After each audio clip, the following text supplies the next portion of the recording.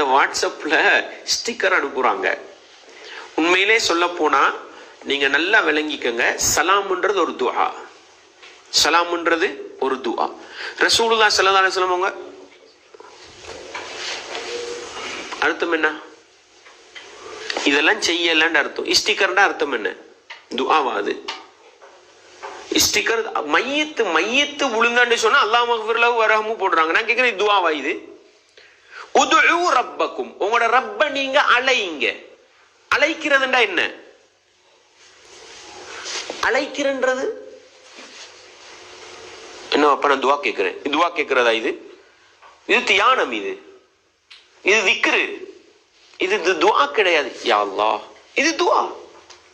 உதுஉ ரப்பக்கும், உங்களோட ரப்ப அழைங்க.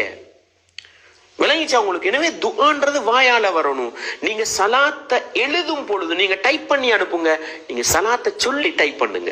அஸ்ஸலாமு அலைக்கும் வரஹ்மத்துல்லாஹி வபரகாத்துஹு. பதில் அளிக்கும் பொழுதும் வலைக்கும் அஸ்ஸலாம்னு சொல்லி பதில் அளிங்க.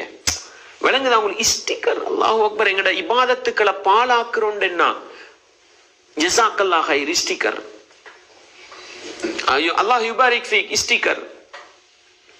புதிய யுகத்தில் இருக்கிறோம் அன்பார்ந்தவர்களே. அதை உலமாக்களும் செஞ்சிடுறாங்க, மார்க்கத்தை விளங்கினவங்களும் செஞ்சிடுறாங்க. விளங்கிட்டுதா?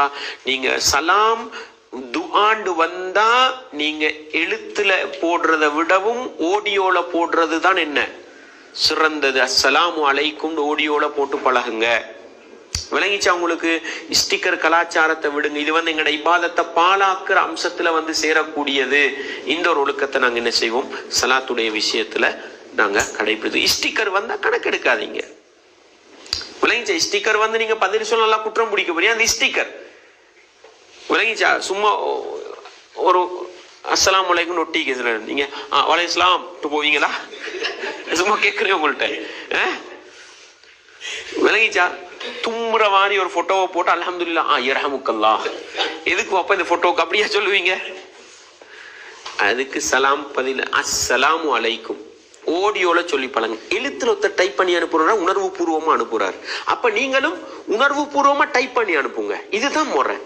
விளங்கிச்சா உங்களுக்கு? யாரோ எழுதின ஃபார்வர்ட், சலாத்தை ஃபார்வர்ட் பண்றது என்னடா சலாம் ஃபார்வர்ட் பண்ற சமாச்சாரமா இது? இல்லை. எனவே இந்த ஒழுக்கங்களை சலாத்துடைய விஷயத்துல நாங்க கடைபிடிச்சுக்கிறோம். சுப்ஹானக அல்லாஹும்ம வ பிஹம்திக் அஷ்ஹது அன் லா இலாஹா இல்லா அன்த அஸ்தக்ஃபிருக